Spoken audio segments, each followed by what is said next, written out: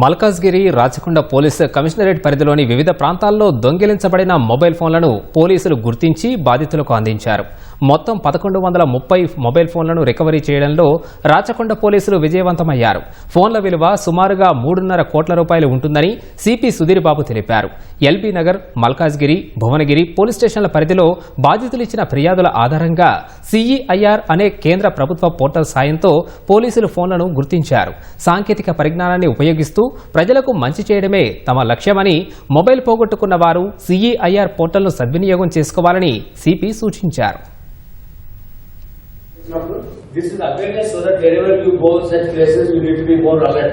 Like IPL matches దగ్గర phones చాలా పోతున్నాయి, musical concerts, religious congregations, huge people gather in a place లో ఇలా phones పోతుంది జరుగుతున్నాయి. Processions, public meetings, cinema theaters, where people gather more, అటువంటి ప్లేసెస్ లో ఇటువంటి జరుగుతున్నాయి. కాబట్టి ప్రజలు అలర్ట్ గా ఉండాలి. దాని తర్వాత IMEI నంబర్ మీరు పెట్టుకొని తొందరగా మాకు ఇన్ఫార్మ్ చేయడం వల్ల like we can trace that phone quickly. Then you must inform police also.